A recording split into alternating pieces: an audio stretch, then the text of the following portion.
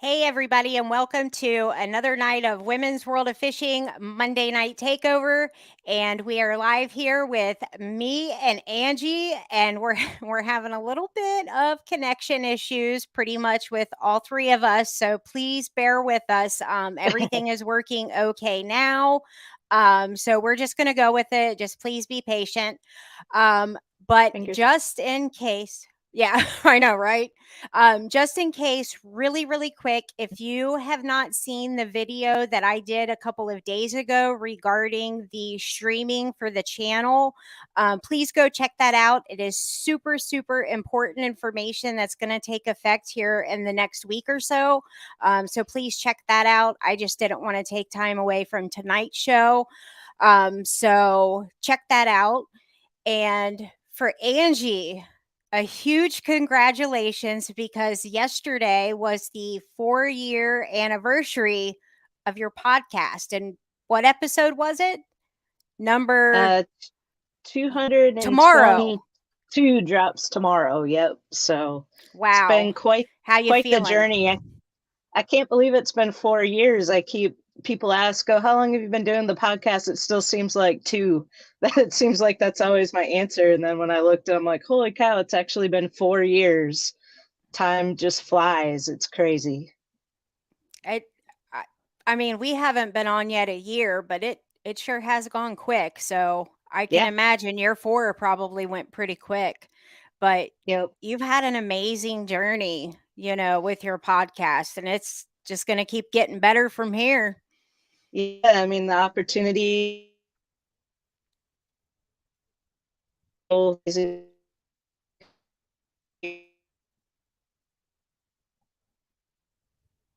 You're cutting in and out.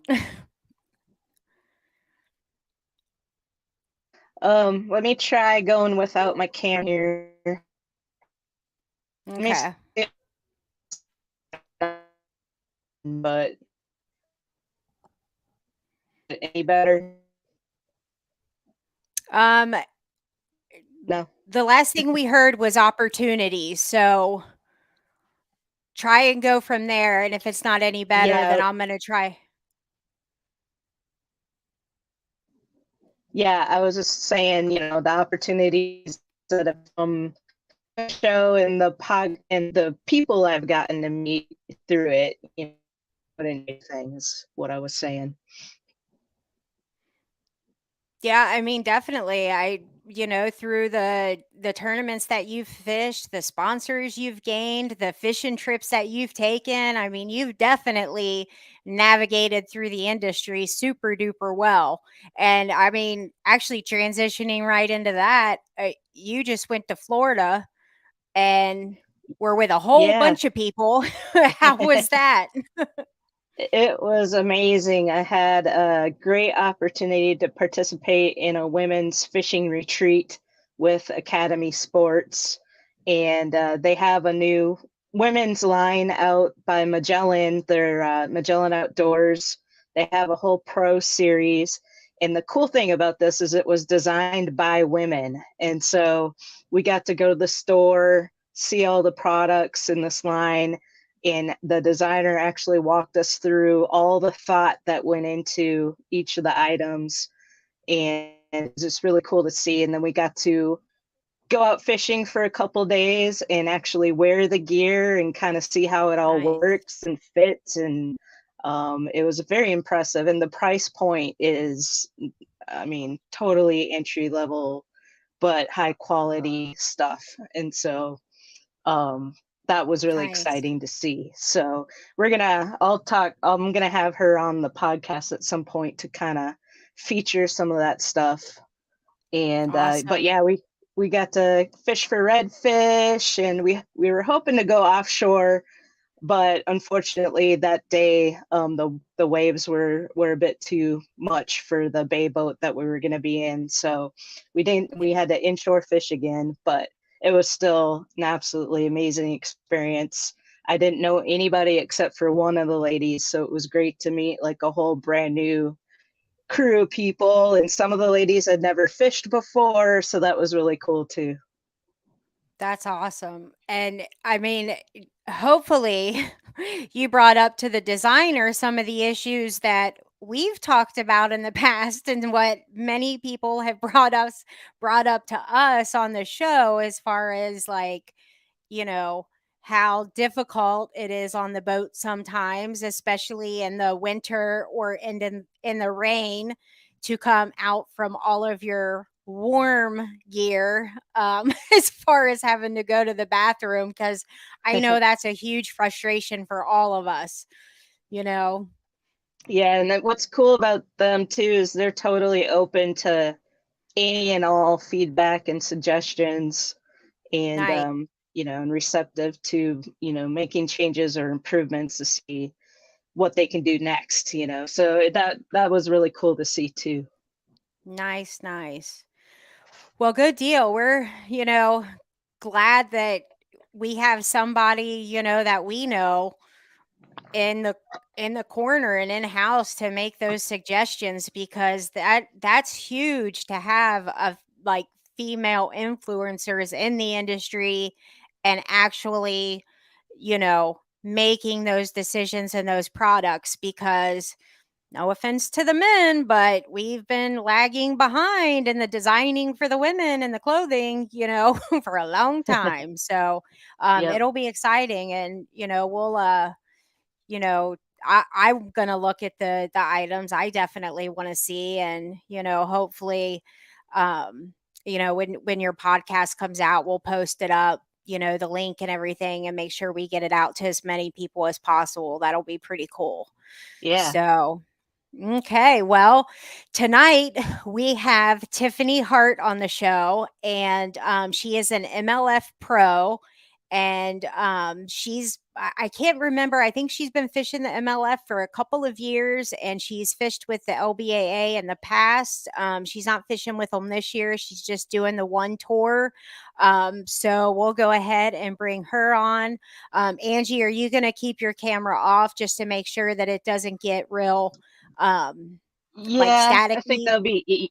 yeah, I think that'll be easier than having to deal with it maybe cutting in and out. So Oh, I don't know okay. what's Just going on tonight, but okay.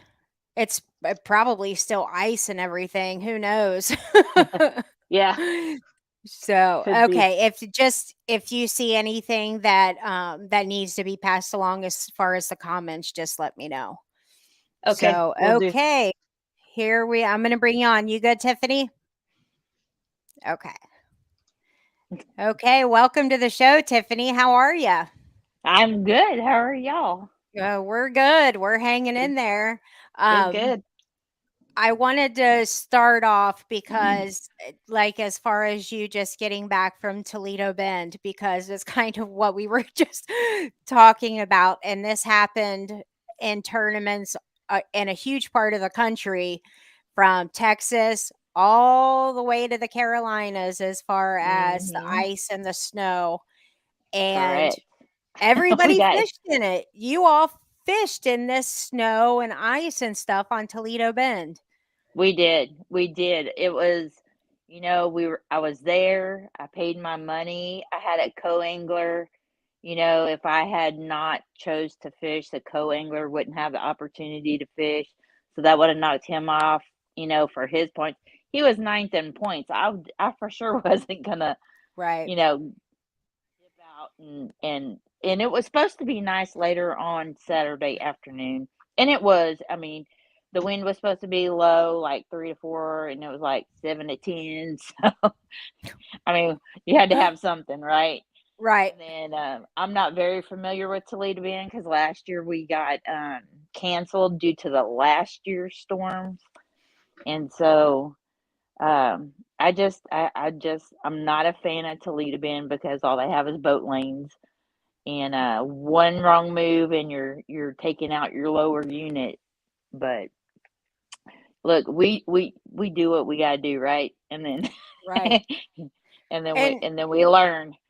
well, and for a lot of people, like if you don't competitive fish or, anything like that, when you sign up and it's a boater and a non-boater, or pro and a co, you both have to be in the boat. So Right. if something happens and a boater gets really sick, has a family emergency, whatever the situation, and that boat's gone, the co-angler, Mhm. it doesn't matter where you drove from, um you're stuck.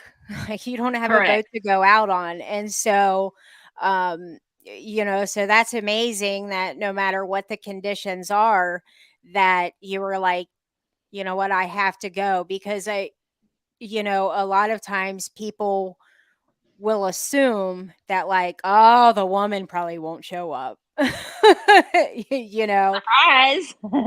but we're a lot tougher than people give us credit for. So, Oh, um, 100%. so I I was baffled. The only tournament that I officially saw that was canceled was day number 2 on, was it Sam Rayburn? I think. Sam was having a tournament, yeah, and it was like some big $100,000 Yeah, tournament. Yeah, and they got Brandon Belt. postponed. They got postponed until I think Sunday they picked up. Yeah, Or but it was supposed to be a one or the 3-day other. tournament, Right. and Correct. they had to push it down to 2. But it's like Sam Rayburn for ice, and there was a Lake Fork tournament, that it was a kayak tournament, one of the national kayak tournaments, that did I don't think they got delayed or canceled or anything. And I saw social media posts for them where the kayak anglers, I mean, they had like ice all over their kayaks, beating it off of them before they launched. Um, yeah, kudos to you guys for getting out there and all that stuff. I was iced in the house, so Ugh. yeah, I was nice and warm, and you know, but you guys also get to fish a lot sooner than I do too, and have fun and Yeah. whatever. Yeah, I mean, here where I am is either further south than Toledo Bend. So my home, typically on a normal year in Texas, we don't have this wacky weather. But 2 years in a row, we've had, the ice, the snow, we have a little carport cover over one of our vehicles, and my husband pushed off a 3 or 4 inch sheet of ice off the carport. We Wow. don't we don't typically have that kind Right. of weather. It's usually, we'll have our 30s and 40s and then usually 50s, and it's not typically this bad, but really the last 2 years it's just been crazy. Yeah. I mean, we don't usually get 2 inches of sleet, like Right. we didn't get the snow. We got just pure sleet. It was ridiculous. But then we got to where it was 0 degrees outside, and it's just been miserable. So whatever. I'm content being inside right now. I got my fishing poles behind me, getting ready to reline them. I'm good. But Yeah, it takes a hot minute to get everything going, but once I get everything organized and then in my boat's clean, I'm ready to go. yeah. If if What was it the water temperature on Toledo Bend like that day? um early in the morning it was like 49.7. And then Oh, because it had okay, been fine. nice. Yeah, it had been Yeah, so nice before. And then we had that 2 days of freezing ice and crazy snow, whatever that was. And I was in Manny, Louisiana. I was staying in Manny for the tournament. And, I'm sitting on the couch and Julia said, "Oh my god, look, it's snowing." And I looked over and it was so white out. You couldn't see anything. She lives on Toledo Bend. wow. And the It was bass are crazy. probably like, They're like, "Negative, see ya, lockjaw, chunks of deuces, I'm out of here." This ain't did my you get weather. a bite at all? I caught one 12 3/4 fish, and you have to have 14 now. Right. So, but my William Young, he's a 30-year-old guy from Livingston. He was my He was so fun to be on the boat with. He's such a Oh, good personality. I love this MLF. These guys, um, for the most part, these guys don't care that what sex good. we are, but they but this guy got on a boat, and man, we were just slumping all morning, slump. And then we finally hit uh a dock, and I said, well, let's fish the dock. And he kept throwing, getting a bite, but he couldn't connect.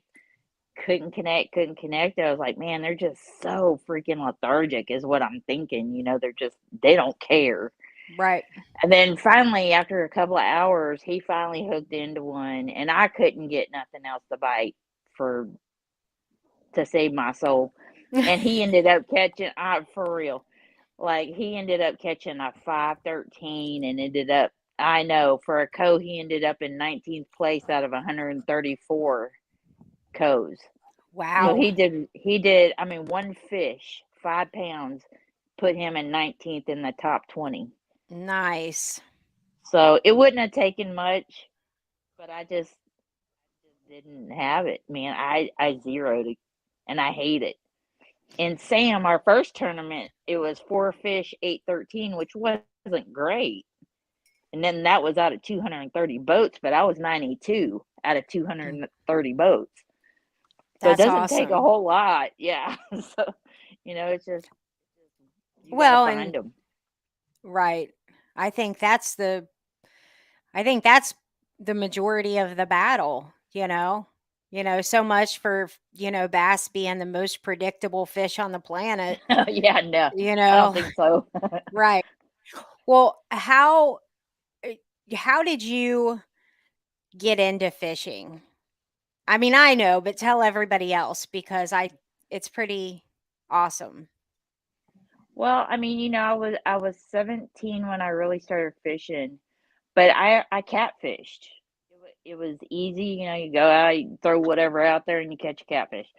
But my husband took me like 4 years ago, and took me to a little private lake. He's a mechanic, and he worked out a deal with a rancher to let us fish on his pond, and my husband would take care of his generator. And we went out there, and I caught my first big bass, and I was like, "Oh, stuck." That was it. That's all it took.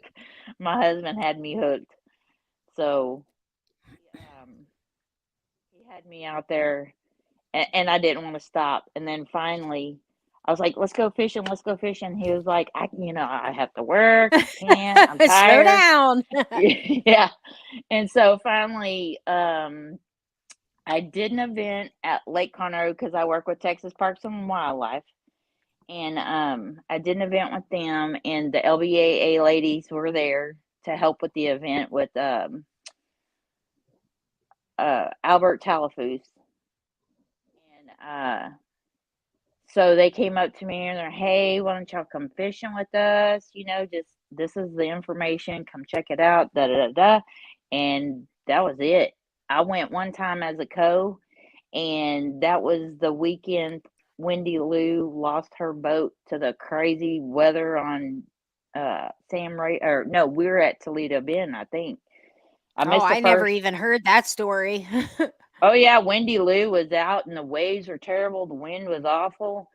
And that was 2019, and that was the first year I fished first year as a and then the first tournament, Wendy Lou lost her boat. That knocked me out because I was the last one to sign up. So Oh, that knocked me out. And then Sherry Demuth said, "Hey, I'll give you one of my days just so you could fish. You traveled all the way over here, yada yada." It was just aw. a big connection. And I just talked to Sherry the other day, and she kind of had to quit fishing for personal reasons, but like we connected. It was a big connection, and I loved it. And so once I got knocked off and could only fish the one day, even though I paid for two. Of course, they reimburse you for your second day. But I came home and I told my husband, I was like, I don't want to be a co. I want to be a boater. Mhm. And so we went and found a boat. So the third tournament or the second one for me, third for them Right. for that year. And I think that's awesome that your husband was so, you know, supportive and Mm-hmm. encouraging, and I also think it's amazing. I mean, you said only 4 years ago that you got into bass fishing and now you're fishing as a pro on the MLF tour. I You know, am. It's I, so fun. It's more than I could have asked for sure. I I mean, I that is super inspiring to me because and for so many reasons. I mean, so many reasons, not just about the confidence with your fishing skills, but there like we hear so many reasons as to what stops women from, you know, fishing tournaments and all kinds of things because a lot of times women are insecure by nature. I mean, let's just Right. be honest. Women are insecure by nature. Like we look for anything to be insecure about. And Mm-hmm. so it, it's it's amazing that you made that jump in 4 years, especially to like fishing one with 300 boats. Like teach a course. Look, the guys don't say nothing, but you when you get that look, It- you and get a it's look, but they keep their mouth shut. They don't say anything. So I get well it. and I get it. what's weird is like women are fierce, like I, when it comes to competing, like we've got it. Nobody can say that women aren't competitive. I No, they can't say that. right, like we know what it's like to compete and we have the grit, the determination, the work ethic, the like we have all of the ingredients. You know what I mean? For sure. But it's all the other little things that we keep, like in this little spot in us that we don't tell anybody else about. That stops us Yeah. from doing other things. Right. And like so how do I want to say this? So what's different about you? And I mean that in the most positive way. Like what has been like how did you do that? Like mentally, honestly. Well, I because I don't care what anybody thinks, to be honest with you. That's If awesome.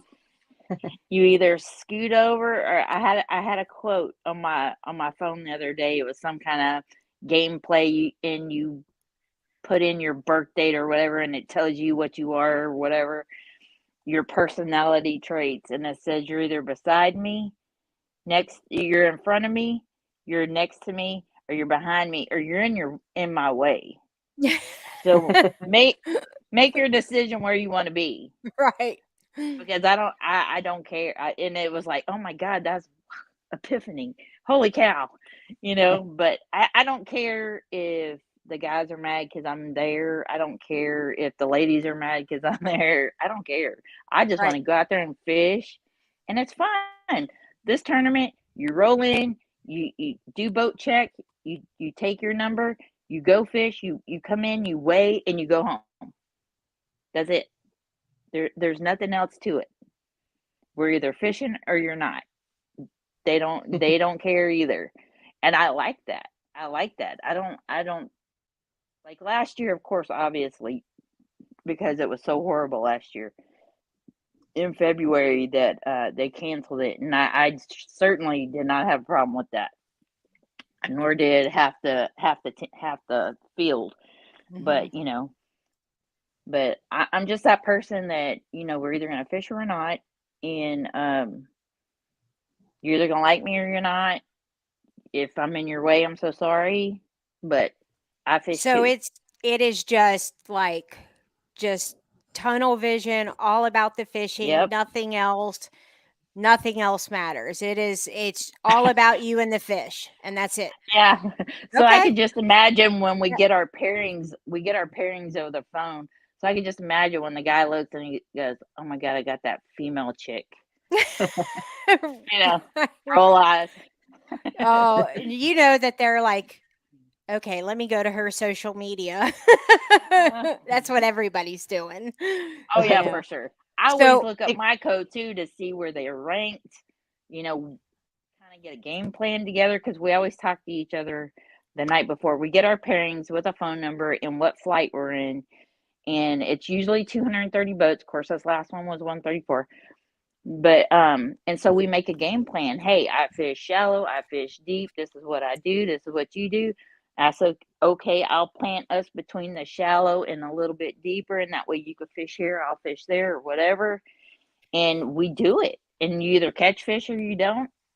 I mean, now, that's just the do way it you is. think that the male pros do that? Like if their fishing technique is different than the co's, do you think that they compromise, or do you think they're like, go get your own damn boat?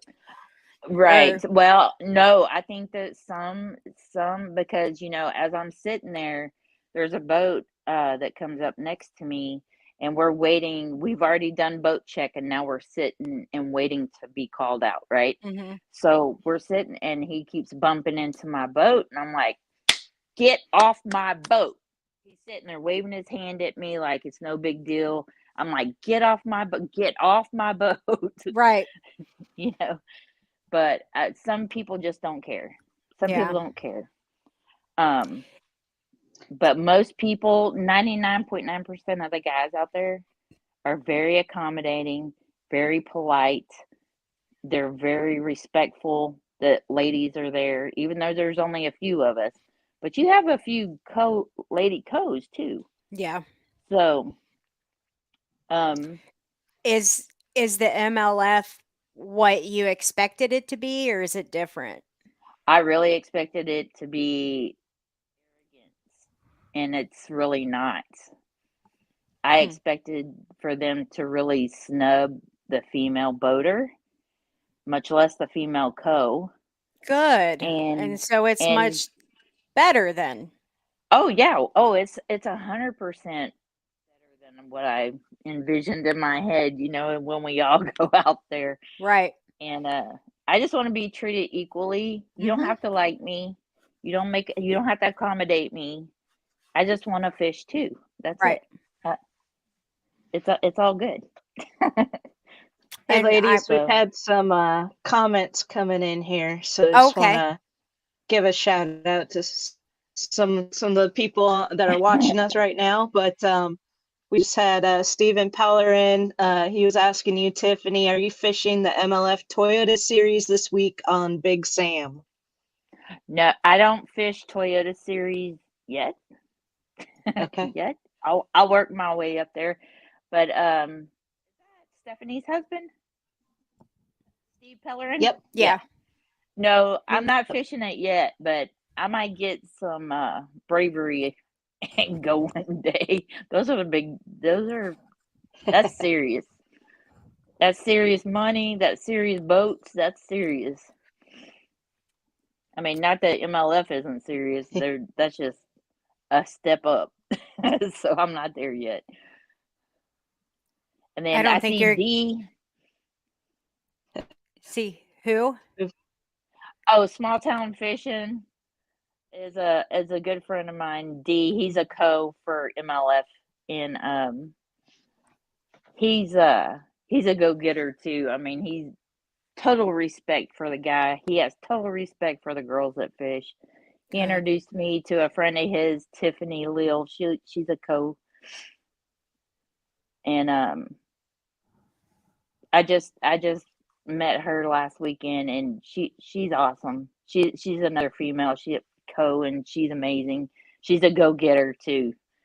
So I got D. Okay, David DePaolo. So proud of your success. Oh, thank you. You're killing it. Thank you. I just saw the comments too. That's right, Steven. Go Cincinnati. Oh, y'all with them Bengals. Oh, come on. You must be from the Chiefs. Whatever. We tried to give it to you. Give it to you guys the first half. We were basically like, here you go. We were playing powder puff the first half. Just saying. We gave that game away. It was terrible. We We tried gave to it away. we tried to give Y'all it to you the first half, and you fair guys and gave it square. back the second half. Fair and square. I I mean, don't it really don't was. deny. This is just real quick. This is the God's honest truth. I sent my mom a text and I was like, "Are we playing powder puff?" Because the Bengals would not touch anybody the first half. We were playing so safe, and Because yeah, those refs were cutting those freaking. They were calling those.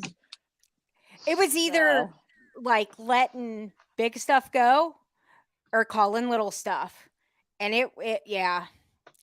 Anyway, go Bengals.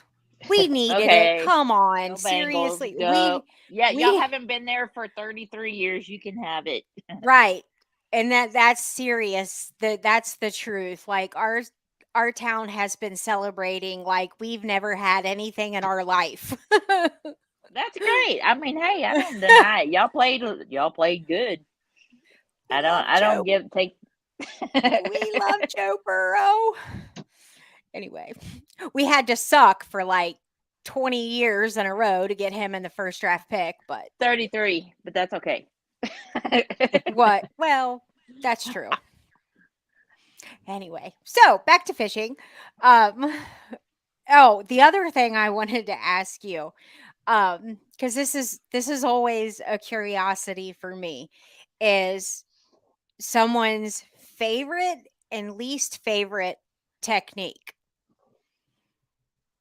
Like your go-to, and you're like, oh my gosh, I can't believe I'm doing this. If you would have asked me last year, I would have said Texas rig plastics all day, every day. Okay. Then I got hooked up with a really good co. He put me on 14 pounds of fish last year in January on Sam Rayburn. And I've been a crankbait person ever since. Really? So Yep. just like boom. Switched me because he taught me his name is Greg Boyk, and he's a very high ranking co-angler, and he taught me the water temperature, the water clarity, where the grass was, so you want to throw this. Then he taught me, if the water temperature is this and they're going to kind of move out, and then you want to move in and then position yourself here. And he taught me in one trip so much. It Wow. flipped me from Texas rig worm to a crankbait.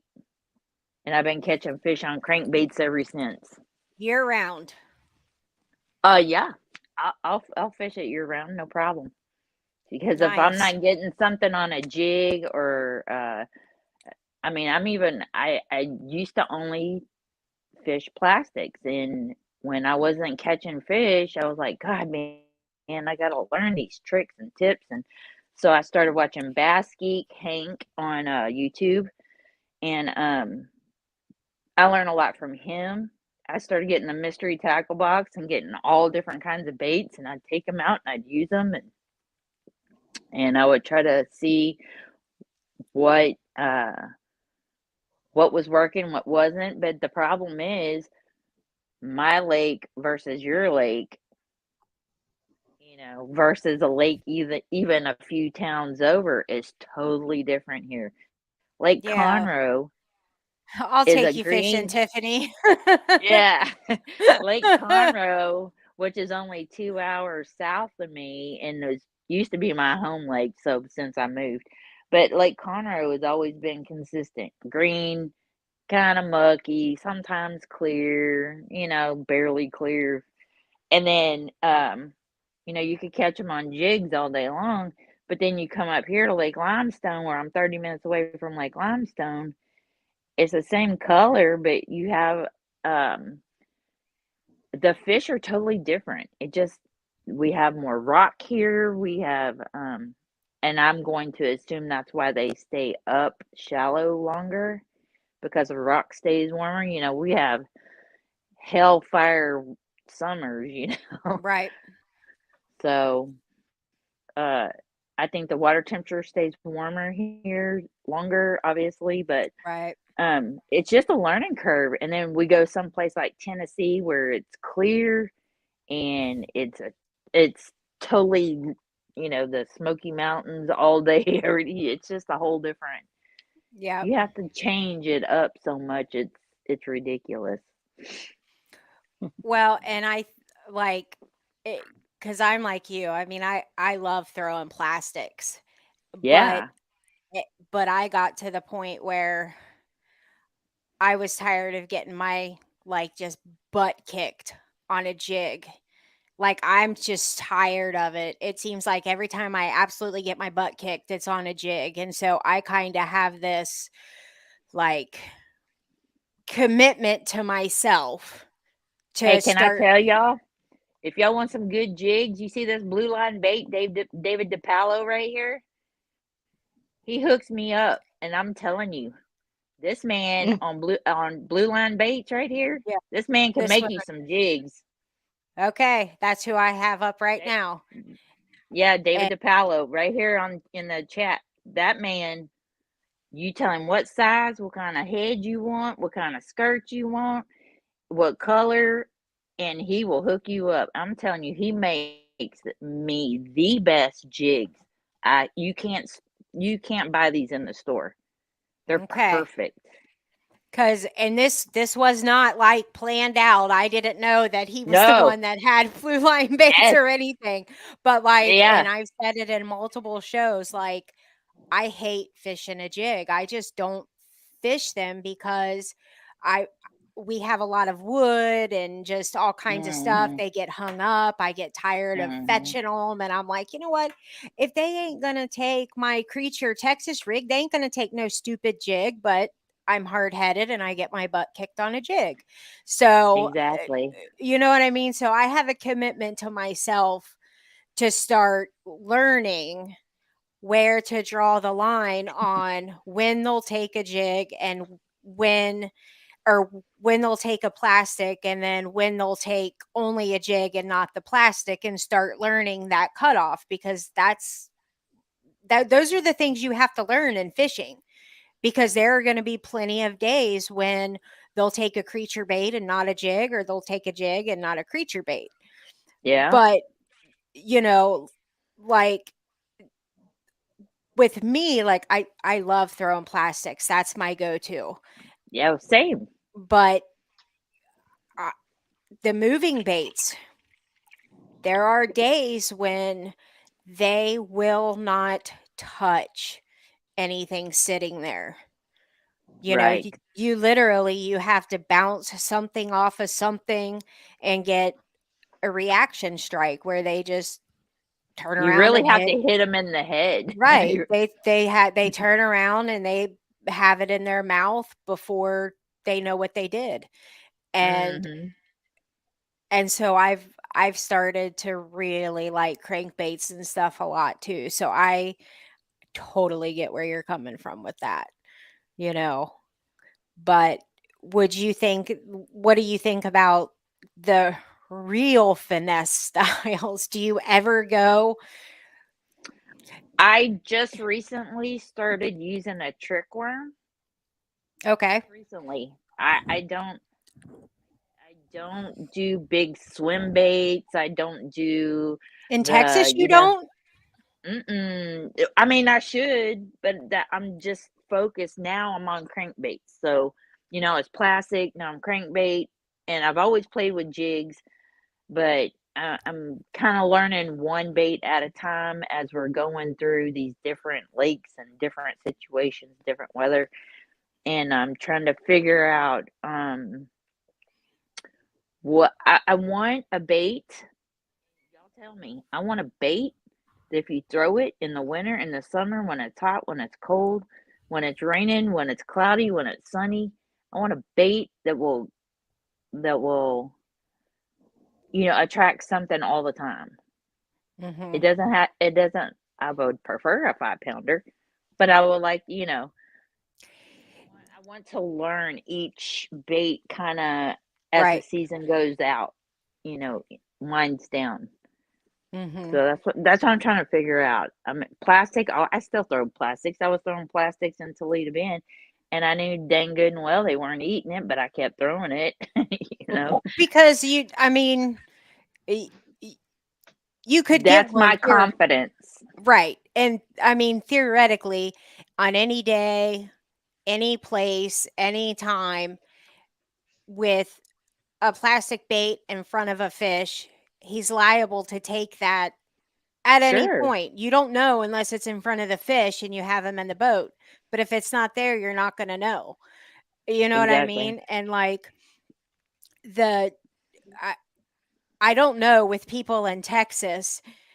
Like I just imagine in Texas, like you guys out there, like I never envision you guys out there with like little teeny tiny drop shot worms, like in Kentucky, if you in the summer, if you're not downsizing, and getting really finesseful in the hot summer months, you're probably getting close to skunked. I mean, like I was throwing last summer like a trout worm, 3 inches, a 3 inch, Really. a 3 inch steelhead trout worm.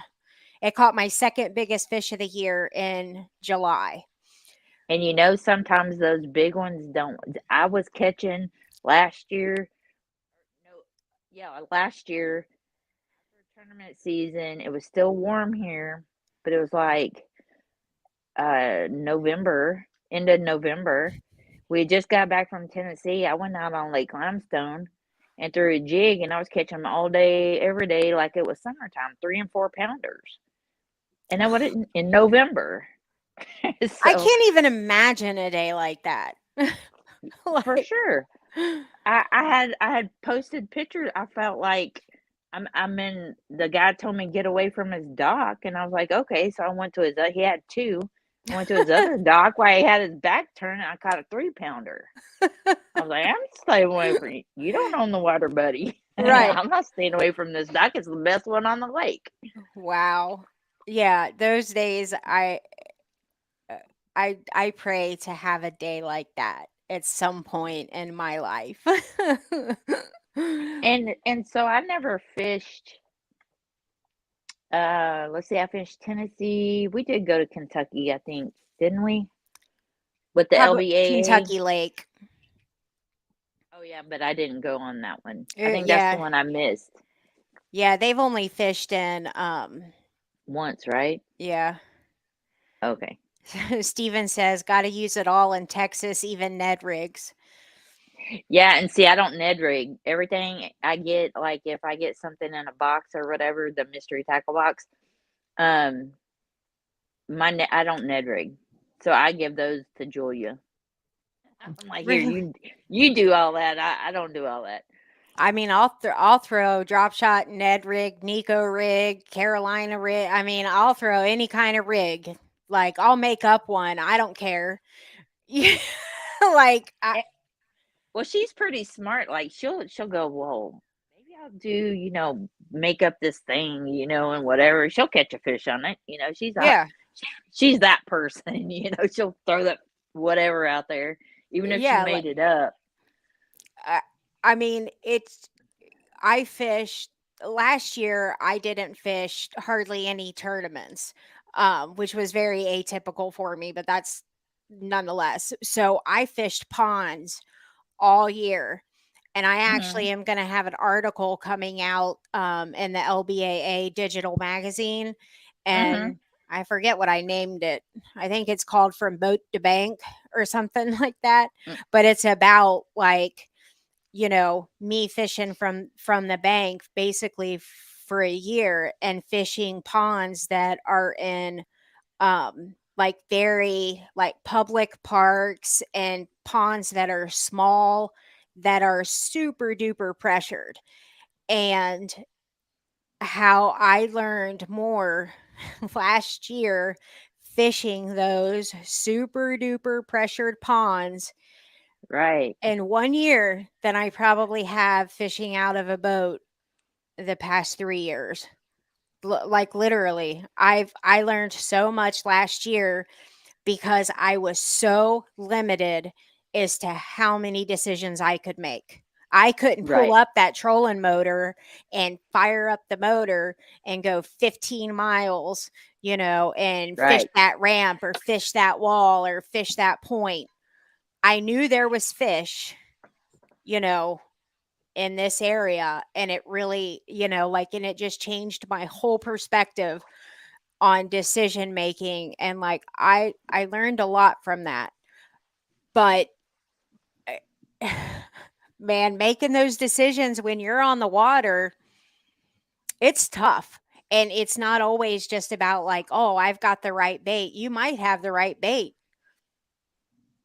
but You may are not you have the right color though. right? You may And even you if may you not have the do, right action. right? But even if you do, what if you're not around the right fish, or you're not there in a window, or you know what I mean? Like, Exactly. and it, sometimes I really believe like when it's your time, it's your time. Right. I don't like people were talking about graphs the other day and having all this, uber super hu- inhuman, electronics on their boat. And I don't even use my graphs. The only time I use my graphs is to map my way through a lake. That's it. I don't use it to find anything because here's the thing. What looks like a brush pile, my graphs looks like a brush pile down there stacked with fish was probably a tree that was thrown down there with some leaves on it. I mean, Right. I can't depend on my graphs to tell me, how far the fish are up and down and sideways and if they're stacked, if they're spread out. You know what I'm saying? I Right. can't go by that. I think that I find bait, I look for bait. That's one of the things, and I try to chunk it in the bait. If Right. an A rig, I threw an A rig, probably 3 hours on Nice. the on this Toledo Bend tournament, and nothing touched it. Wow. See, So I mean, I know that electronics are huge and they're becoming such a mhm, huge thing with the live scope and, right, almost to like the video game status, yeah, like there's yeah, my oh, oh, oh, he's got it. yeah, Like to that point, that's where the fishing has come. And and that's great. The people, I mean, it if I could afford it, would I have one? Well, yeah, why wouldn't of I course, yeah, I'll run with the big dogs and I'll get one. I probably won't be able to use it, I won't know how, but you know what I right, mean. But I'll have it up there to say I got it. But there are so many other factors that are involved in addition to that. sure. And like I remember, oh goodness, I don't, it was, I'm wanting to say that it was in Texas last year, when we fished Ray Hubbard. And I can't remember what co-angler it was, but it was after day one when she was up on stage. She said, um, oh gosh, I wish I could remember what two anglers it was because it was so funny. She ended up hooking a fish. Her reel ended up breaking, and I think that she said that like it may have like shown its guts, like it actually broke, and she ended up having to hand line it in. It was over 5 pounds. Oh And my god.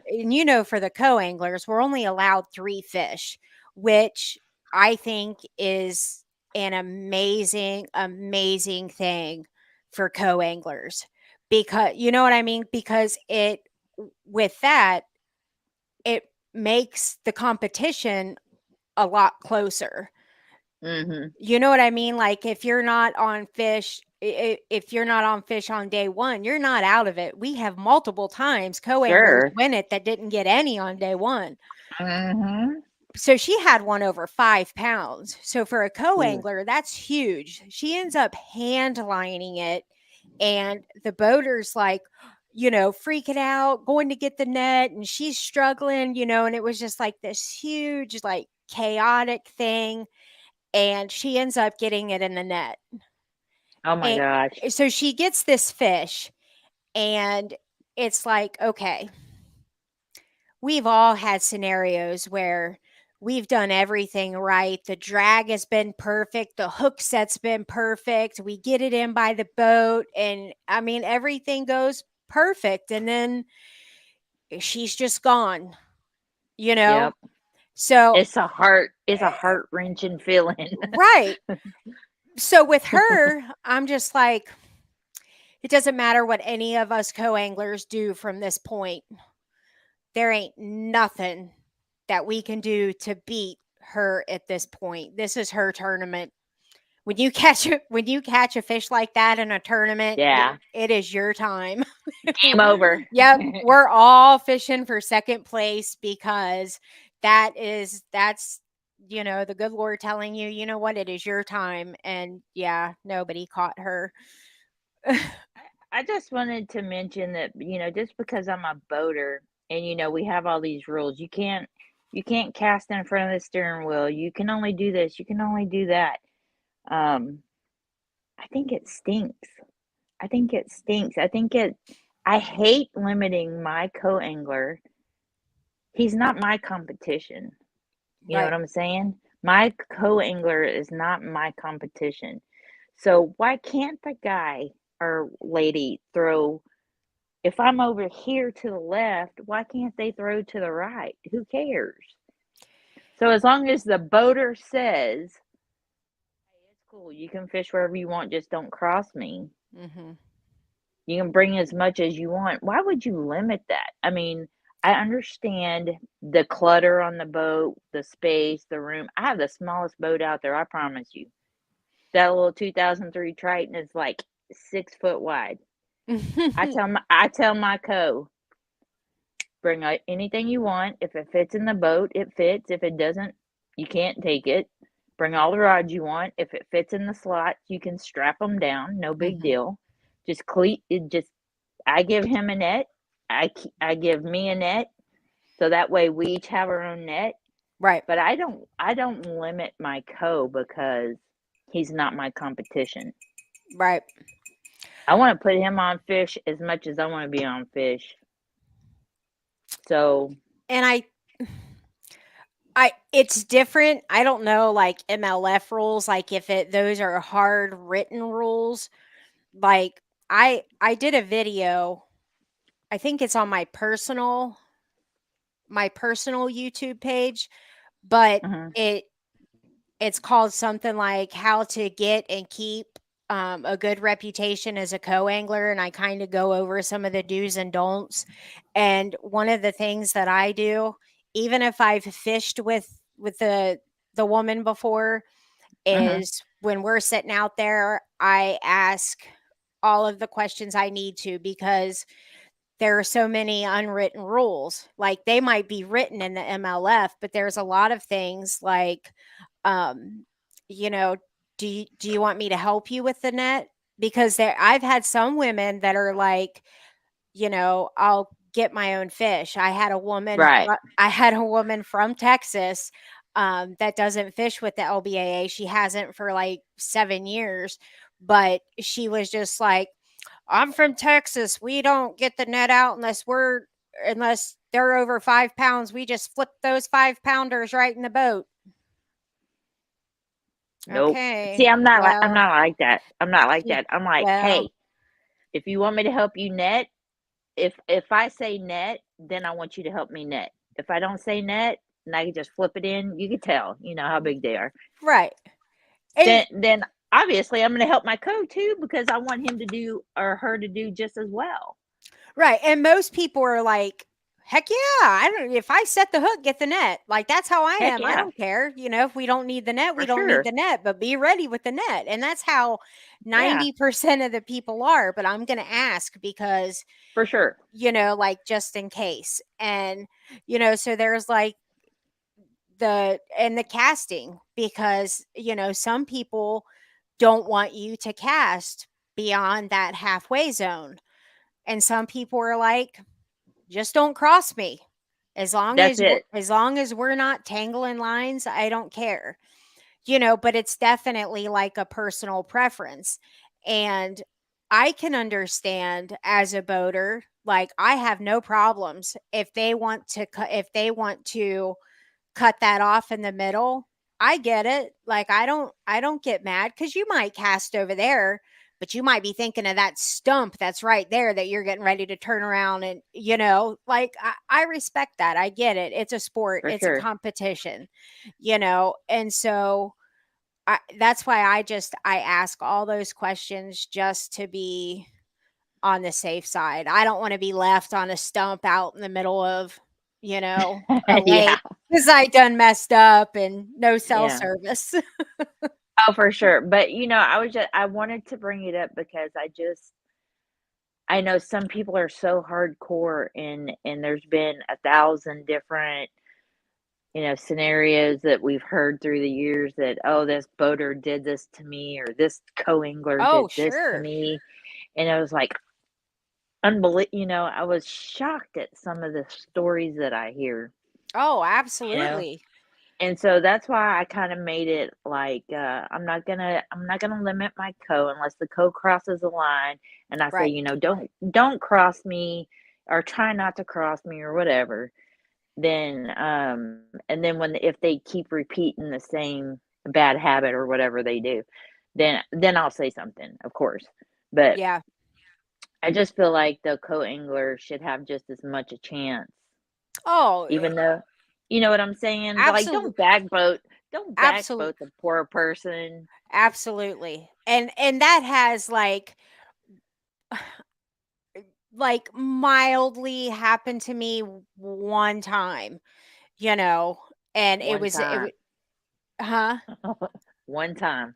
Yeah, It was like, it was the last time, but it was one time I got oh, did backboated. so that actually Yeah. happened to you? Oh, no wonder Yeah. you were like, "I'm going as a boater," you Yeah. know? Um, but I mean, I've been very, very lucky. And, you know, if like for me, that's why I'm asking questions because I don't want to have that question after I've already screwed up. And so, like I want to know before I've gone into it. And,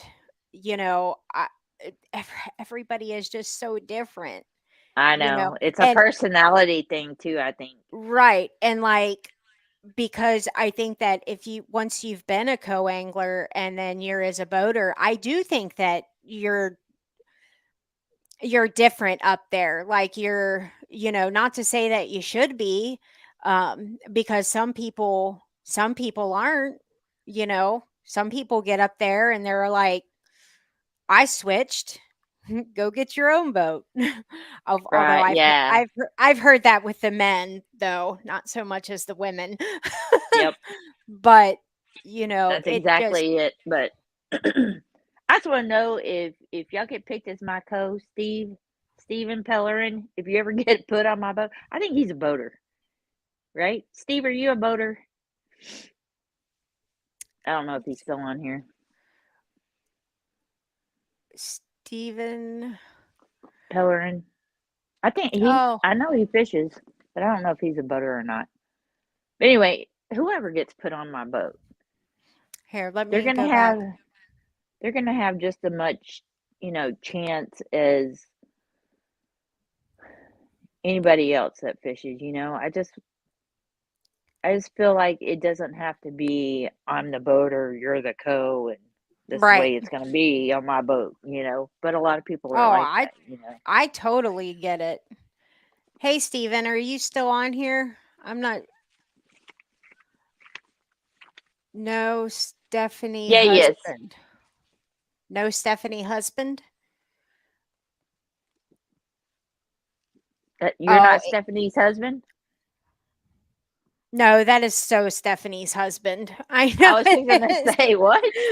is. Yeah, it is. Angie I got just talked to booted. you, sir. Oh, hi, William. That's my little second cousin out in Utah. I love you, buddy. Hi, Michaela. I love you too. Oh, he does fish co in BFL. Hi, Richard. Okay, so Steven, if you're ever on my boat, you can bring whatever you want, dude. Bring whatever you want. Okay. I think Oh, we had. hi, Ashley. You're fishing at Co. Where are you fishing as a Co? So Ashley, I actually met her on TikTok, and Oh, yeah, TikTok is a whole other thing. that's a whole Love you, entity, buddy. and is It is a whole new world over there. But you know what though? sorry. Gotta go.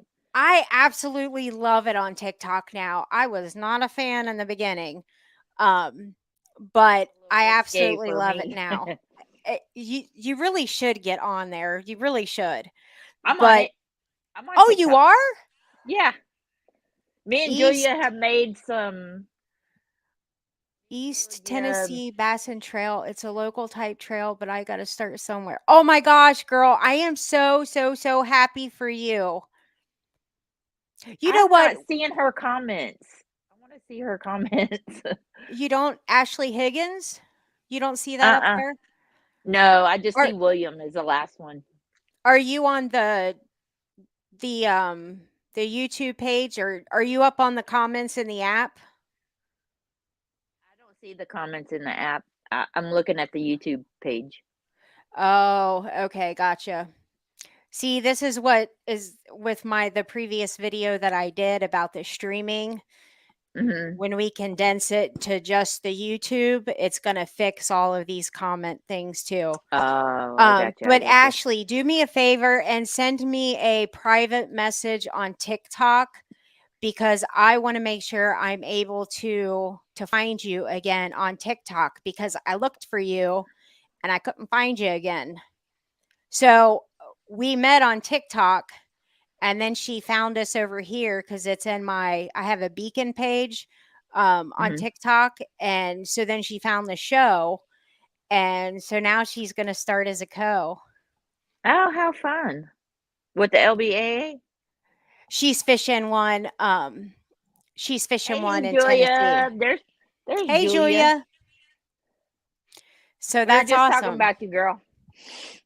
That's awesome. See, that's what this whole show and this whole thing is about, is bringing women together and fishing. And, you know, well, we're gonna get Ashley on the LBAA at some point. At some point, she will be there. And you know what? I had to pay. This is the earliest that I've paid for the LBAA and deposits it, any year. You know why? Because I recruited too many people off of TikTok. And Really? I'm like, gosh, they're going to kick me off of the tour if I don't pay. I doubt it. Because I'm fishing as a co. You are. I had a chance to check it. Oh, okay. So I was sending everybody out the link to the show.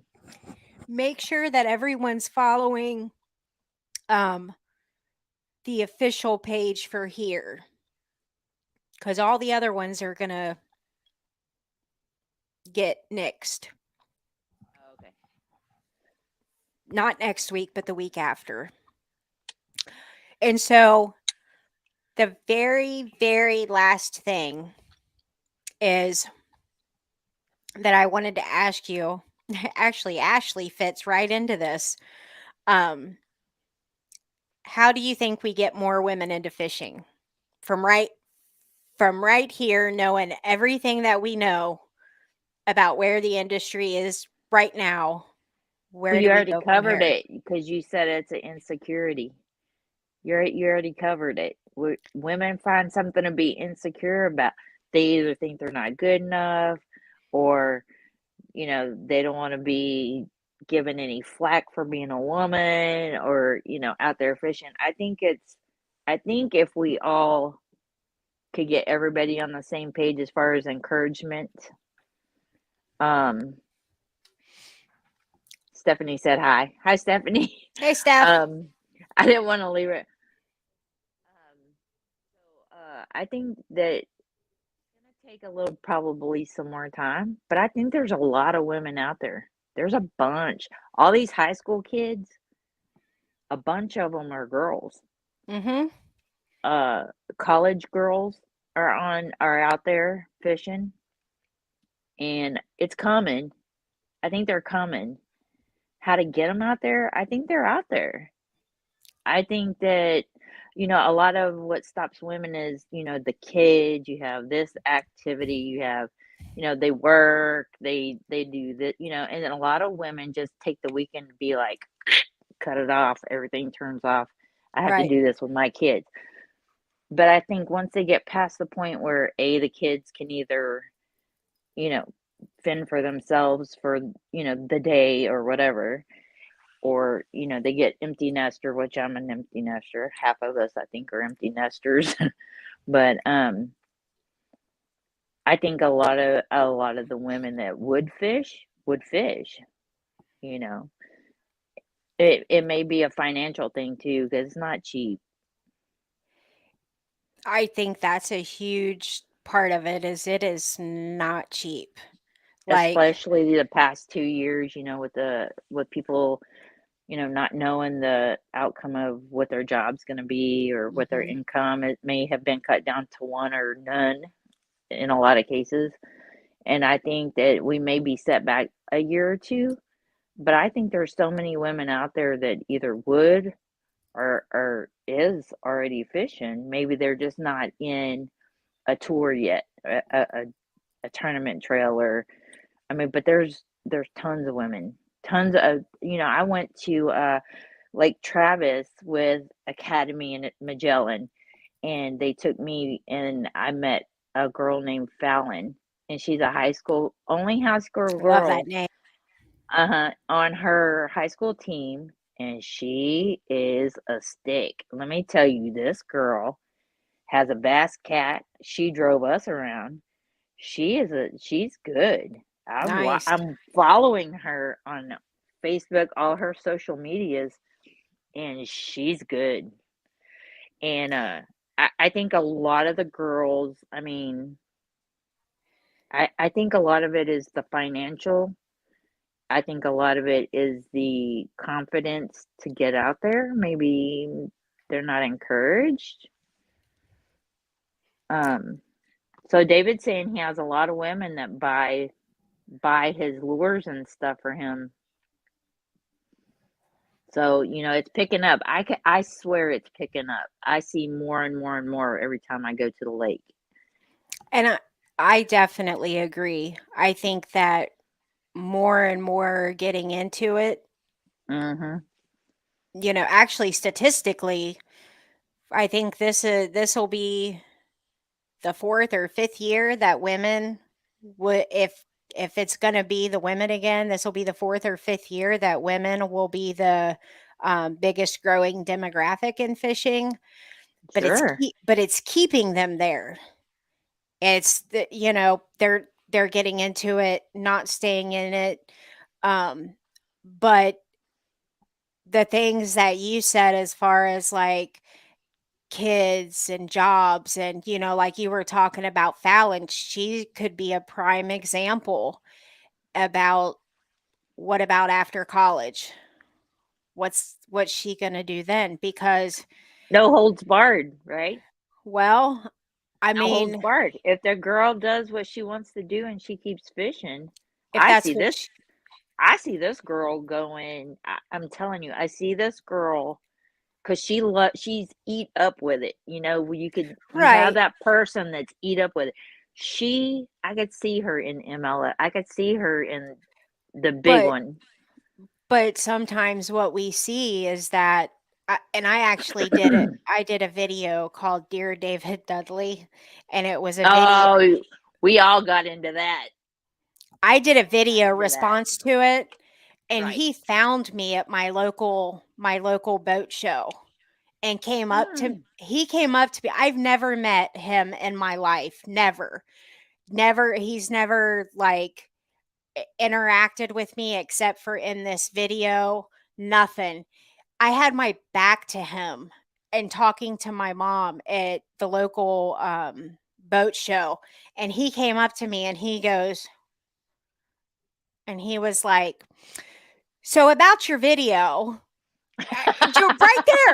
right there, like we just picked up where He we never left, would answer you though. where we left off on the video, right there." But so I did that video called Dear David Dudley, and I like lined it up because it presented to me like he was being a little bit condescending, maybe a little bit more than a little, and passive aggressive, because I don't think I've ever heard a woman say, I don't think I can fish professionally because I don't have as much muscle memory as the men. I remember That's that so clear. that's a quote. He was like, Women is have it the muscle memory to be a pro. Yeah, I think is what we he have. said. I mean, is it because we have more muscle memory? We can cast further, and Are that's we when I was dumb? like, because at first I was giving him the benefit of the doubt that and then when he started saying stuff like that, I'm like, okay, I know. I this, saw his video, y- and so when you jumped on there and commented, I was like, "Girl, he's trying to pick something." I'm like, "Y'all check this out." That's yeah, how we started talking, me and you, over that was it? Dudley dude. Yes. Oh, so 'Cause we are a lot alike. mhm. I I thought was like, so. he did Yeah, not just say that on a video. yeah, and The following. I couldn't help it because I knew that my attitude wouldn't come across in my typing. For sure. Oh, for sure. Because I got that same one, that same attitude. Yeah, because Don't I'm just don't dare like, me, because I'll do it even more. well, you should have been at the boat show I wish I would have been now. because I'm like, How did it end up? How did the well, conversation? I'm like, are you being serious right now? And he just like kept on, and I just kind of stood there, and I entertained it for a little bit, and then I just kind of repeated what I said in the video. And finally I was just like, and I'm like, "Do you have kids, David?" He's like, "Yeah." I'm like, "Where are your kids?" And he stopped.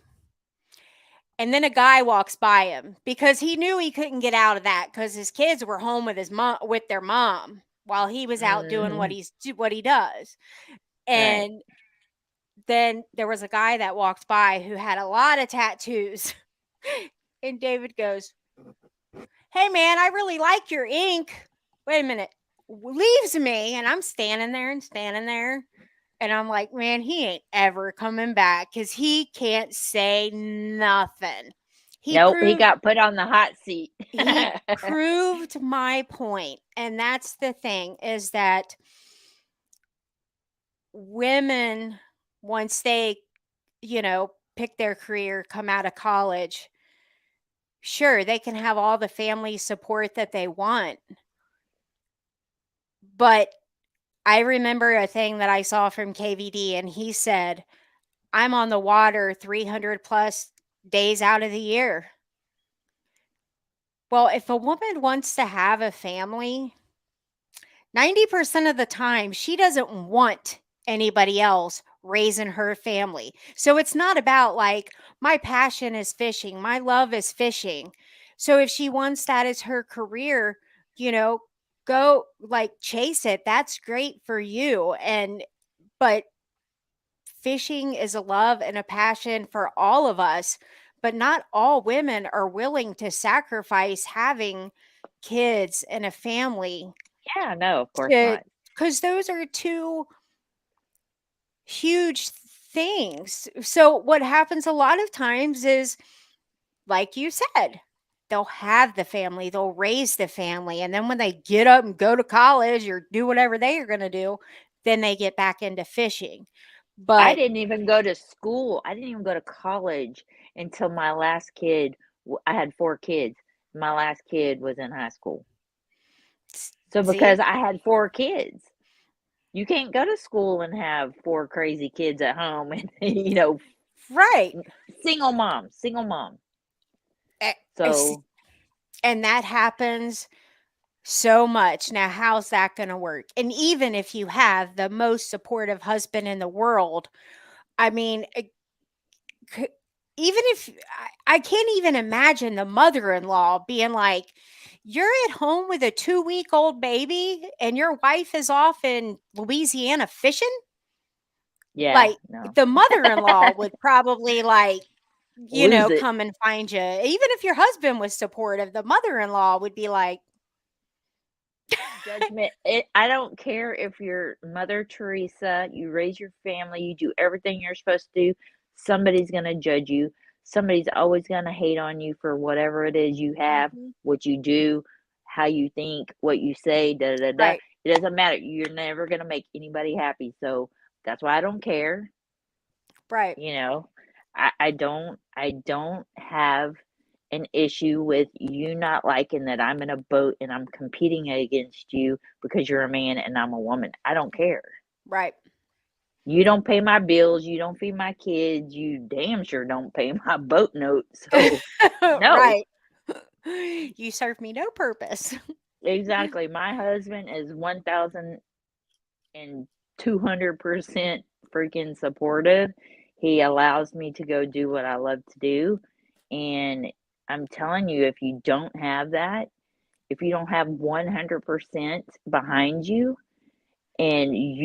but you're always going to have somebody that doesn't agree with what you do, like I Mhm. said, or say, or it doesn't matter. You're Right. not raising your kids, you're letting your husband, who cares? Right. That's the problem with today is everybody's in everybody else's business, Well, that's definitely true, right? but like, So, and most women, like, they don't want anybody else raising their kids. That's their, well, and usually, I understand that and 100%. I'm just saying but that's if what's happened with that gap, though. right. So You if know, she did choose to go fishing and the man chose to work and the right? kids were being raised by the husband and Sure. maybe a babysitter, somebody's always going to have that Oh, judgment against her, which is going to make her which is going to make her insecure when go there goes your insecurities. right, So, they're judging me because I'm not home with my kids. They're judging me because I'm not at work. They're judging me because my husband's working and paying all the bills. right. It doesn't matter. One way or The- the other. Yep. You I. like I said, you could do whatever you want to do when you want to do it and Mhm. you're not bothering nobody, but somebody, It's gonna whether have they know issue. you or not, there's going to be a David Dudley out there going, "You're not supposed to be doing that, ma'am." You know what I'm saying? Oh, I'll tag this David Dudley. Oh, you David. He hates me. Is he the female Karen? Can we call him the David? Oh, we totally could start that in the fishing industry. When David made that video, there wasn't Karens. I think he started it. That's true. I hate that little thing though. That Karen thing is stupid. I know, I But do I, too. I'm just saying, because all the poor Karens that are normal women out there are just Well, getting beat and up now on. you But get called a Karen for anything, and that oh, for sure. that kind of nope, And nothing and gets there under my again, skin. right? And there again, you always have somebody saying something, right? So Right. it Ashley doesn't matter what says you say. Ashley says they call the guys Kyle. I didn't even Yeah, know we that. have Chad. We have Chad. I didn't even know that. Interesting. Sorry, David Oh. DePaulo. Oops. But Blue you know line's what over there though? going, "Hey." The one thing that I do you know, that and I said this in the video too, is that one of the reasons that I love the LBAA is because it doesn't have 8 tournaments, 10 tournaments a year, that the women can still fish professionally without having to fish so many tournaments a year. You know what I Right. mean? Hmm. And a lot of times, like, it's family oriented. A lot of people bring their kids or grandkids or, whatever. It's just a different type of environment, and that's one of the things that I love about it is it's professional, but it's just not that. Oh my gosh, I saw David's name up there and I swear I got nervous for a minute. I was about to invite him on. I don't back Oh, down that would from have been a anything. great debate, Yeah, right? I don't back down Bring it from on. anything. I was about to bring him on. I don't back down. But that's one of the reasons that I love it. I'm glad that LBAA doesn't have, 8, 9, 10 tournaments. I I don't wouldn't think they fish it. travel that much. Yeah. Travel No that much. way. And I don't even have kids, but um Right. where is the Dudley video and the Barbara response? Um It's David Dudley on YouTube, Stephen. yeah, you have to go to my personal. Oh gosh, David's what like, was "Oh, that last year? David says, "Oh, snap." The my David Dudley response is on my personal YouTube page. Oh right, that's right, that's right. Um, let me see here. Wouldn't that be cool though if he got on here? He don't want none of this. No, I know he don't want none of this either. Trust me. He don't want none of this. Julia would get on. I think Julia saw that too. Julia, did you see that video, that David Dudley video? I think she did. Oh, oops. I was like, what is that? It's the oh crap. Can you hear Is that that? the cartoon? Yeah, is that the cartoon? Dudley Do Right? No, it's the the new Who Dey song. Oh, I don't know who that is. The Who Dey think they gonna beat them Bengals. Oh, oh, she did see it. Okay, so Julia saw it too, so she knows Mac Oh, is she talking. did. Yeah, it was a big deal. I mean, we threw it all over LBAA. I think. Pretty sure My we did. video Yeah, I or shared it with a bunch of David's? people. No, I shared it with your video with a bunch of people. I'll pin it up. Let me see. Look at this dude. Boy, we went into attack mode. Yeah, it's on. I'll have to see if I can find his. Because I was like, what? did you see what this guy said, y'all? Here's the link to it. Oh, Oh you my found it? goodness. My hair is short. Mine's raggedy. Look, my chin is, we were wind burnt. My chin is just, the wind was cutting it. Okay, there's the link. Oh, she Oh. said, oh, yeah, I'd like to have him for a fire pit chat. Julia.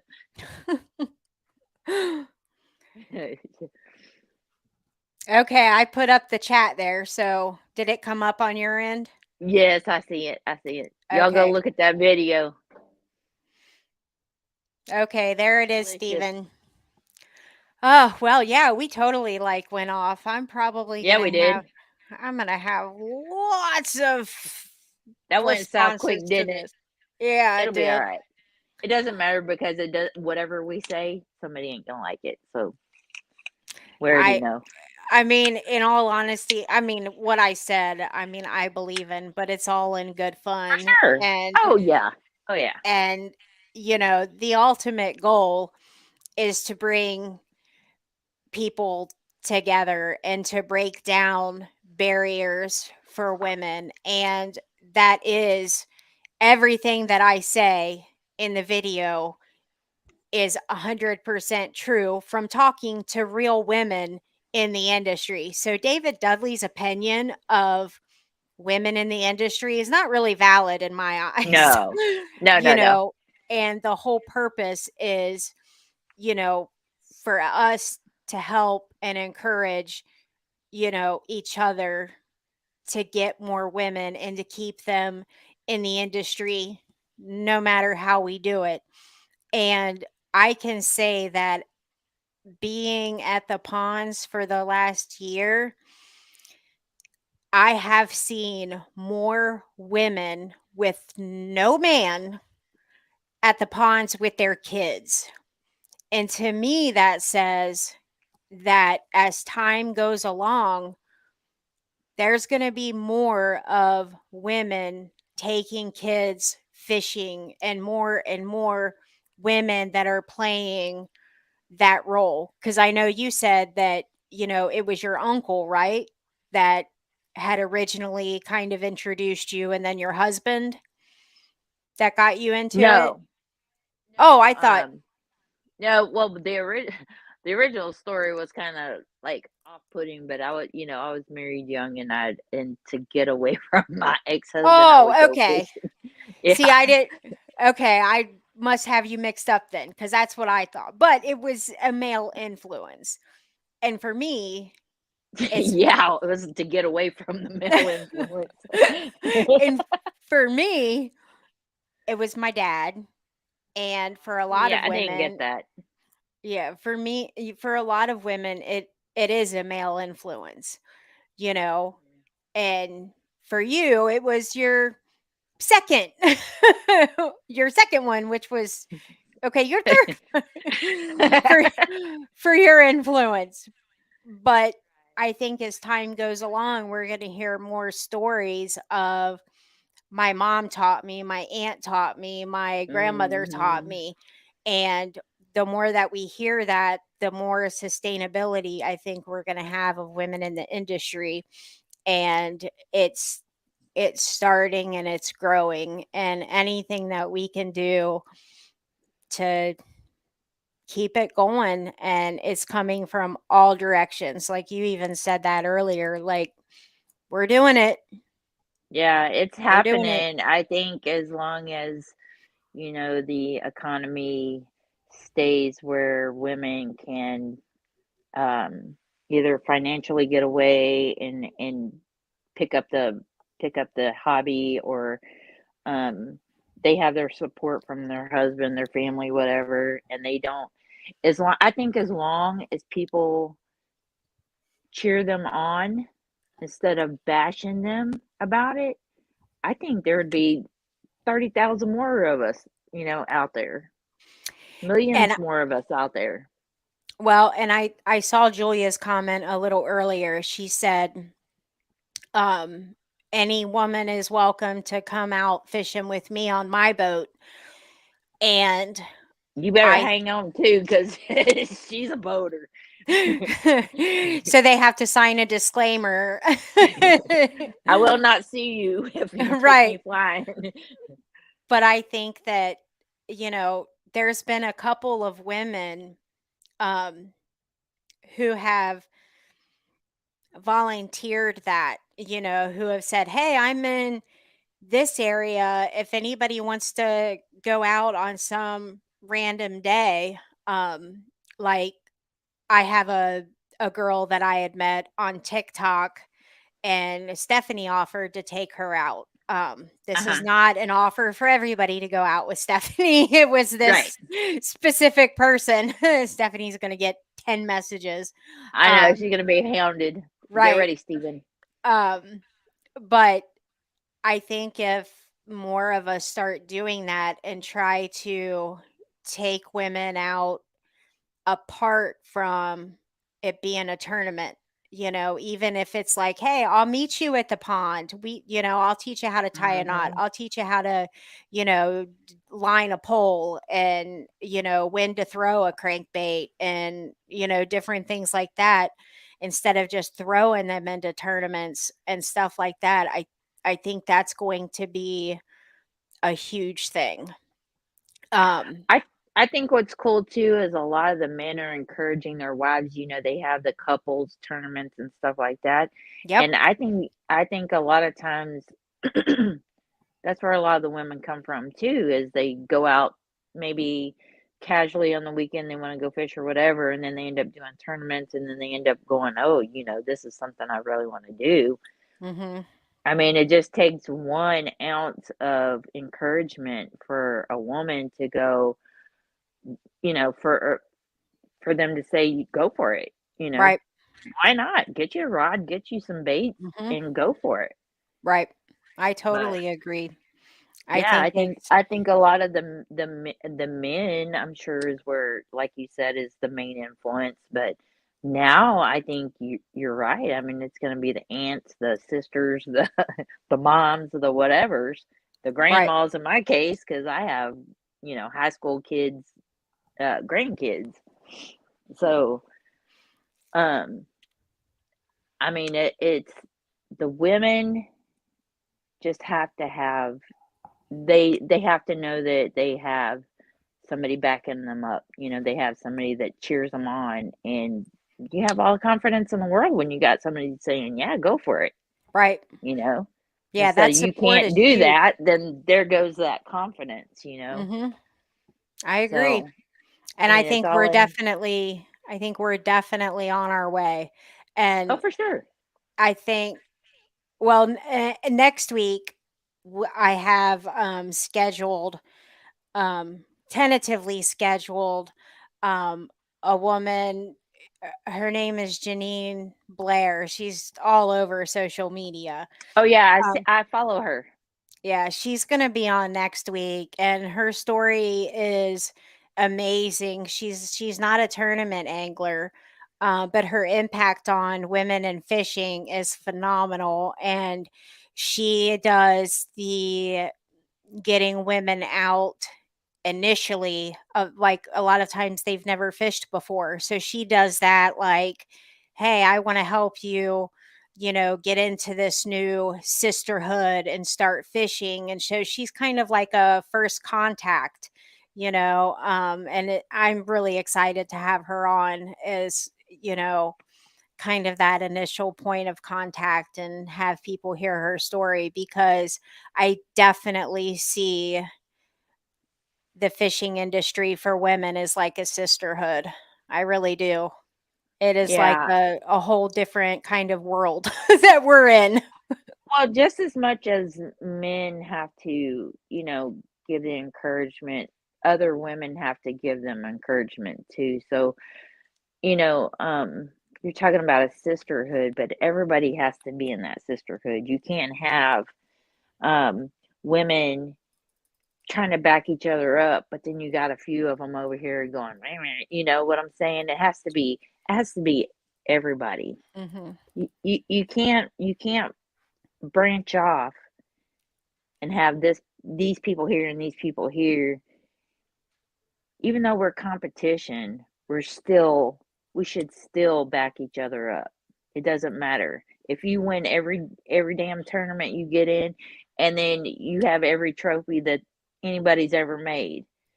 I'm gonna cheer you on Mhm. because I think that's great, Right. And right? I think that the people or the women that that do those kind of behaviors, like that are like that, I think that they they isolate themselves, because I think that Mhm.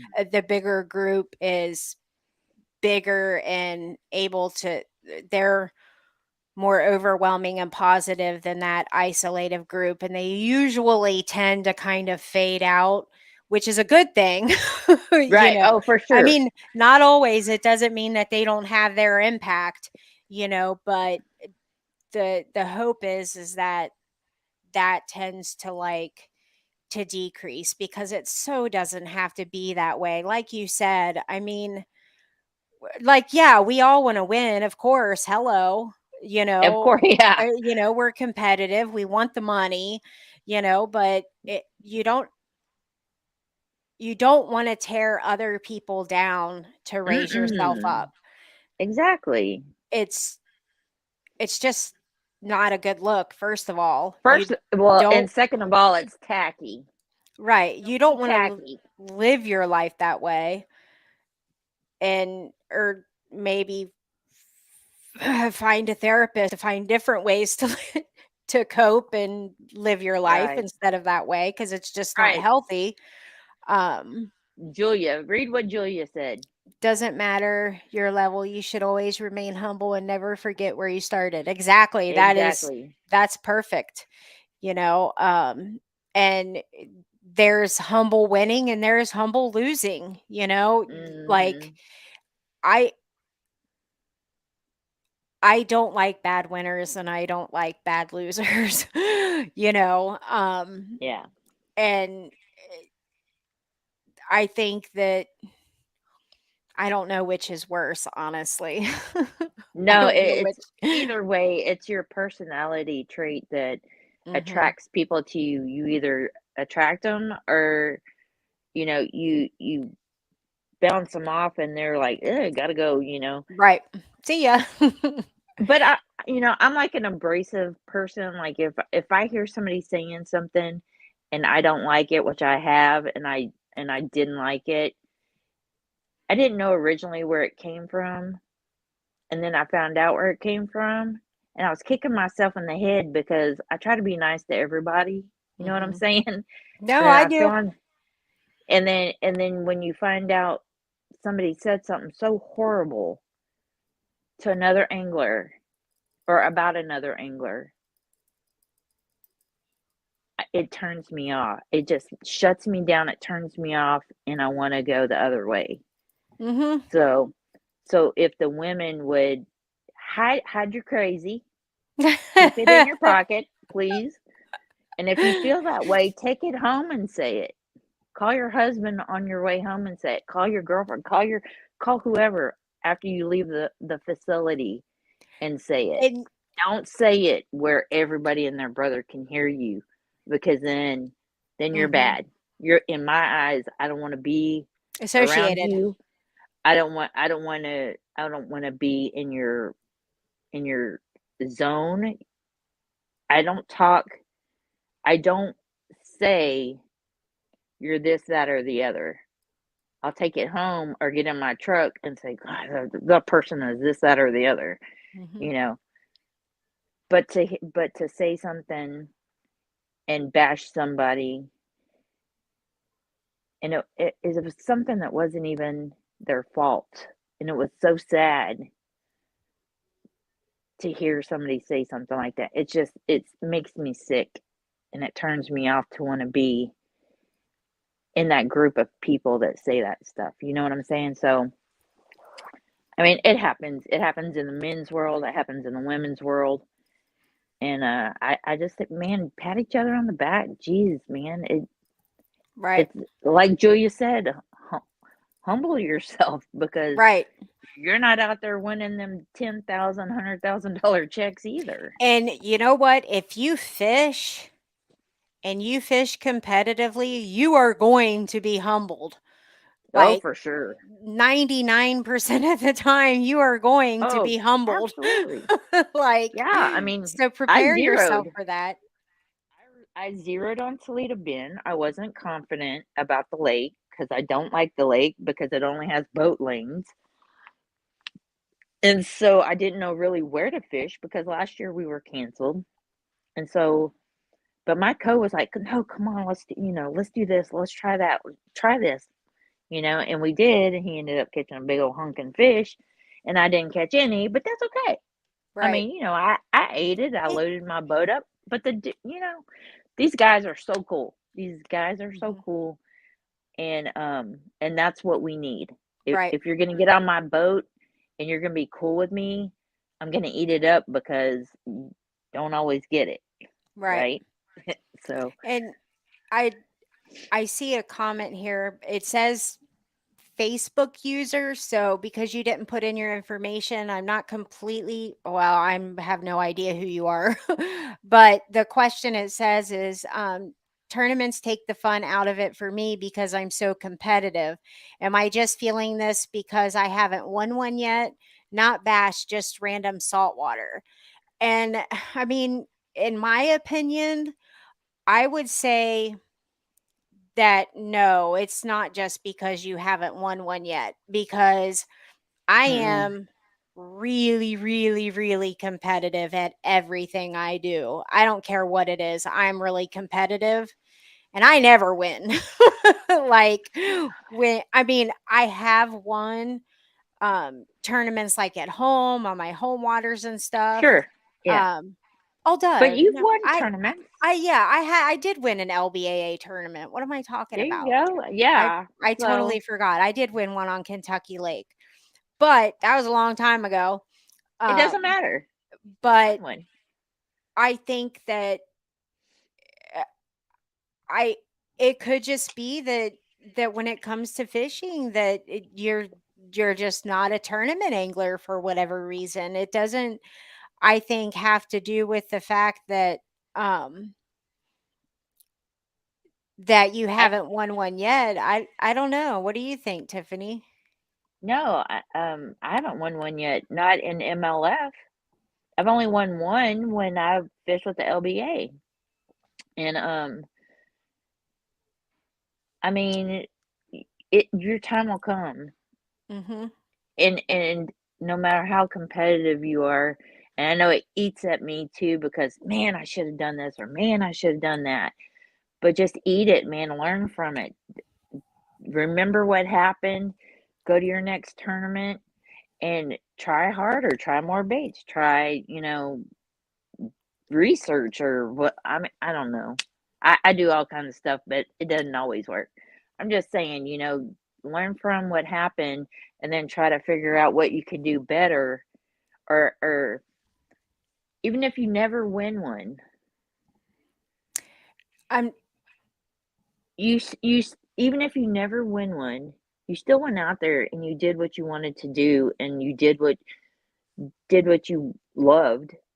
And so that for me, I'm really hard on myself, but I always tell myself, well, what happened? Break it down. Figure out what it is that you think you could do better, or try a different bait. For God's sakes, I finally got off the Texas rig worm and started catching right. fish. Go figure. So, I mean, he said saltwater, right? Is that what he fished? I can't see Mhm. the comment, but I think I don't know a darn thing about saltwater I for don't real. either. I And really don't. I don't know how their tournaments go either. Um, I the don't, yeah, that either. There's another Facebook user comment that came through, and I this has to be somebody that we know. Um, I have been on all sides, winner or loser. There's not such a thing as a loser when I am out there with the opportunity to fish. I feel some of my best wins were when I see some of the other upcoming anglers get their first wins. Nothing has been as good a win as the one you, Barbara, won when you could hardly walk. And I- oh, I, Somebody knows you. yeah, Weren't you in a wreck? Were you in a wreck? no, that wasn't Oh, me. okay. Um, Okay. un, like there, the one angler, was killed in a car accident right after the tournament I won. Um, That was yeah, before me. it was in 2015. Oh, yeah, for Um, sure before me. but no, I got really sick in 2015. That was my first, I guess, multiple sclerosis attack. I don't know. I don't think they still really know. Um, but I was in the hospital for 10 weeks and was paralyzed from the waist down, blah, blah, blah, blah. It sucked. Oh my God. Yeah, it just sucked. But, like talking about sisterhood and everything, I'm so gonna try not to cry. but, Fun. but my dad had called me up and he was like, "So what are you doing, in blah blah weeks?" My parents have my car keys because they were like, you can't drive. And I'm like, yeah, I'm gonna waddle down the stairs, but Watch me. yeah, so literally, like, I cannot go anywhere. So I'm like, duh, stupid, I'm not doing anything. And so Secret and Cheryl had gotten together money and had me a place to stay, had my entry fee paid for, and brought me to Kentucky Lake. And it was more about like, our sister's life sucks right now, and like she needs her sisters. Like, and I was clearly like in the worst place I have pretty much ever been. Mm-hmm. And I did not care anything about the fishing. I mean, I did, but I mean, I really didn't think I was going to be back on the water very much, like at all. To me, my fishing was over. And so I went out with Secret one day and Cheryl one day, because I really was basically in a wheelchair and a walker. And yeah, it was just one of those things like, nobody was going to beat me, that because it was my time. You know what I mean? Like I was talking Yep. about that other co-angler. I was meant to win that tournament. Like if the fish was, it could have jumped like literally out and just right into the live well. There was a reason I was to win that tournament, and it had nothing to do with money. Right. I needed that win psychologically. Mm. You know what I mean? Sure. I Yeah. mean, It comes to you when you need it the most, right? right. I needed it No to matter what it is. I Win needed a it to tournament. speak to me in 15 to 20 different ways. And had that not happened, I don't know like where on my path fishing would have gone for me. Right. I very well could have just been like, I'm not Because you picking up had a rod. because you had two women pat you on the back and say you can do it, And and you're that's what coming you to be with needed. you're You're coming to be with coming. your sisters. You're fishing it. Hmm. They Whether they're had, sisters or brothers or it doesn't matter. That's all you need. That's all you hmm needed was one or two people to say, Dad is calling you out. What are you doing? hmm Cheryl's like, come on. Secret's yep. like, come on. And And that's all it takes. they were all so just because they all knew that I was in the hospital for 10 weeks, and most people are not in the hospital for that long. And like, they just all rallied around me, and Hmm. you know, it was, That's what you needed. it was just amazing. So I don't know who that is, but whoever it was, thank you. I'm glad that you were, there and able to see it. It was definitely, um, one of my favorite fishing moments because I needed it in a lot of ways. Hmm. Even though I totally forgot about it. That's fine. I'm like, no, I've never won one before. Yes, I have. Yeah, Um, and I've only won one tournament fishing with Wendy Lou in the WBT. I mhm. got first place big bass, but it was once. I've never won an MLF, and I probably never will, but No, that's don't say okay. that. You will. I still want to go out there, and I'm going to give it my best, and I'm going to try, and I'm going to learn, and and if, like I said, if people want to bash you or bring you down, and I, I'll be like, I don't care. You have You know what more, I'm saying? but this is what I always say. There's more people that support you than that don't. Hmm. Absolutely. When I first got onto Twitter, I had I had one girl that was just ruthless when it came to me. And we know what's going on when that happens when it comes to women. They're It's jealous. right. It's just a jealousy type thing. And I finally came on and I was just like, well, I guess I finally made it in social media because I have a hater. And until you have a true hater, you ain't made it on social media, which just made her even madder. Like, but it was funny to me. But I've never had I, anybody do that. I've been lucky that, you she, know, people will say, I was real heavy into the catfishing for the longest time. And I even went to Kentucky, to Louisville, and they had their first catfish conference. And it was a bunch of catfishing people in the community. We all showed up. We just had a great time. And then once my husband took me bass fishing, oh my God. I never heard that's not a catfish. That's a ditch pickle. Oh my God.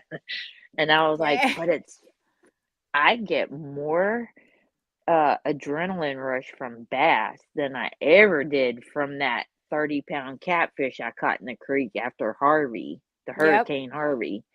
And there's pictures all over Facebook with me holding this big old catfish.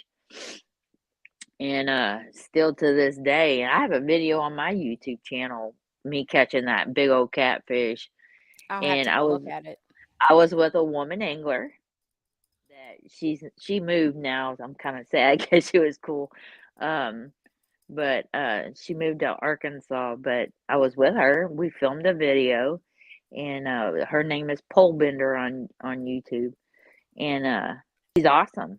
Man, talk about your biggest cheerleader as another woman angler. Hmm. She was there, but boy, I got razzed. The catfish Really? community was like, you know. That's So, crazy. but I mean, they're still my people. Yeah. They know I And love them.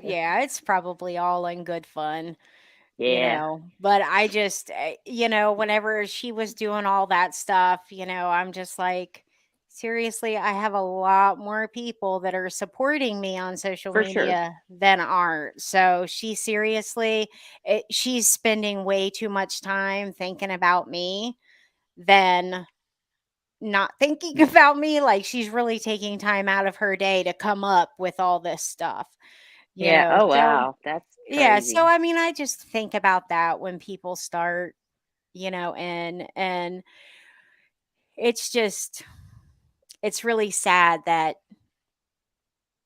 people go out See, of their way to do that. But the good thing about social media is they have this thing called block report. right?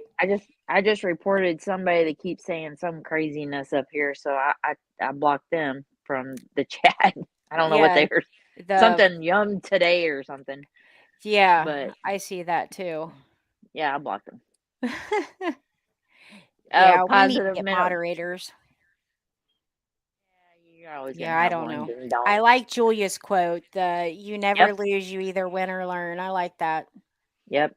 She's a good cheerleader to be around too because she's PMA means positive mental attitude. So she PMAs me all the time. She I even gave love me a that. bracelet that has PMA on it. Angie So, gave me one that says that. It's a the PMA, I think it's a Gerald Swindle. yes, Yeah, G-Man, of course, that's G-Man. her boo. That's her boo. I love him. He's amazing. Yeah, everybody does. Yeah. Everybody does. He's But yeah, definitely not a David Dudley. no. Oh, and that's funny. and I love Fred Rambanis. Boom boom. I met him at that same boat show. I don't know who that is. Oh, yes, you do. If you saw him, you would know who he is. But Fred see, y'all, Rambanis. uh-uh. Boom boom. Frogman. Oh my goodness. Just look him up and you're going to be like, "Oh, I know him." Julia always says, "Well, don't you know? Oh, do you watch blah blah?" And I'm like, I don't even know who that is. She's like, "Shut up." I don't know who half the people are that fish professionally. Y- Well, maybe you I mean, don't know him, but no, he I don't. is he is he's amazing. He is Do you want to talk about humble and sweet? He is he is a really good guy. So, Yeah, like I I met cannot.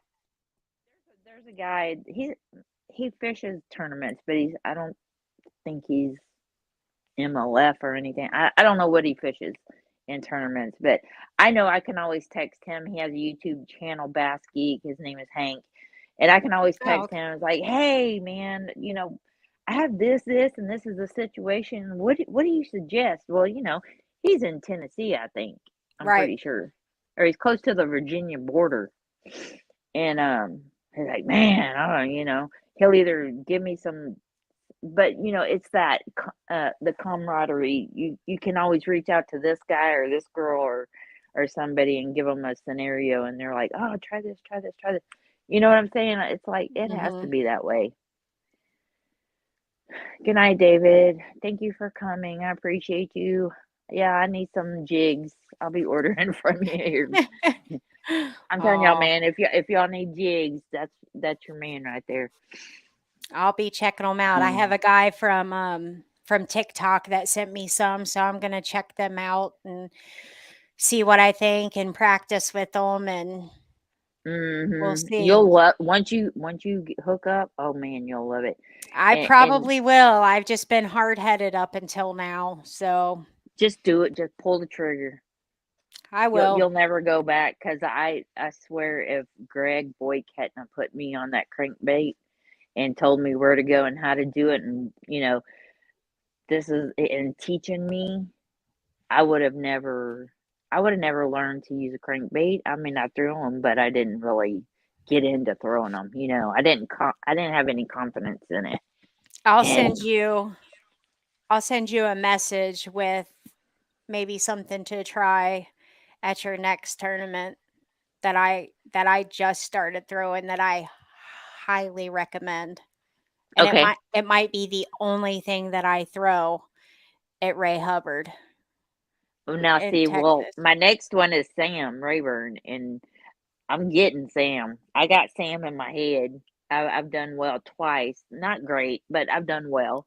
You can at And least I want to see what you got. I'll take anything at this I'll, point. you can at least practice with it. Yeah, I need to pick up my game. I need to Oh no, you're not competing against Stephanie, are you? probably. Oh Hmm. no, I can't take sides. Okay, well, don't take sides. I can't take You don't sides. have to. I'm just kidding. I'll send it to you. Send us root us both on. Tiffany, I think I'll be at Candy Wednesday. You should come. Yeah, Julia, I can't. I'll call you later. I'll text you. All But I right. wish I Dang, could. we went almost 2 hours. I know, I see that. My Oh husband, well. I can hear my husband in there fixing his own dang dinner. It's what he's supposed to do. It was Sure. fun though. It was fun chatting. Yeah, I had a great time. Thank you for Thank you inviting for me. some Rayburn Red. Yes. That burnt Who said orange. that? Ashley Higgins Oh, Ashley, you're my from girl. I don't know you, but you're my girl, because that's exactly what I threw. yep. She I knows. I fished Rayburn one time and that's what I threw was a rattle trap and Rayburn Red. It's like a burnt orange. But that's not what Yeah, I'm going to tell you to throw though.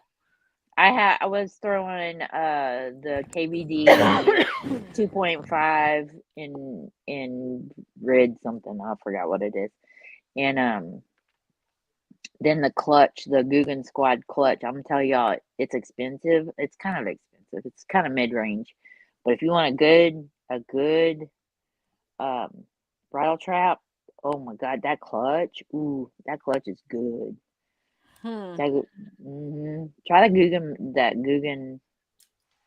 I like a Guggen. lot. I like a lot of their stuff. The Bandito bug is real good. Well, I'm writing this down. You said Yeah, clutch? yeah. The clutch. It's KLUT or KLUTCH. I think it's with a K. I'm not And then really a Guggen fan, but I will look it up. I know, and I wasn't either, and I swore to God I'd never do it. But after I I have went to Lake Travis and caught that big old fish on Lake Travis with that white bandito bug, I was like, I gotta try some more. I mean I do have some of their stuff. It's just not my go-to brand. But Well, it wasn't, but I'll tell you what, my only Cinco is Gary Yamamoto is the only one. that I'll use in Cinco's. He's my only You know he's my what? only Cinco. You've got to find me on TikTok and watch my Cinco video. Okay. You really do. I like the well, Julia got me into this, the wacky worm. And I never wackied before. Never did. Ashley says she loves the Guggen's clutch. Does she? Yeah, I bet she does, because it's good. She knows. The Where's Ashley from? Because I can't see her comment. It's on it's coming up. She must be on YouTube, one of the YouTube channels. Are you looking at StreamYard's Yeah. So chat? Okay, yeah, I can't see that. but it comes through from all of them. Oh, yeah, I Well, can't see it's her. supposed to. Oh, because I didn't have it on comments. I had it on private chat. I see you, Ashley. Oh, okay. So is there And, banger square? I have a banger, but I haven't used it yet. and you also, when you find me on TikTok, you got to watch my pinned video. That I think it'll be my first one on the left. Like I've got my actual jersey on, and I'm like standing in my driveway, and it's like I'm pretending like I'm talking to another girl in a boat.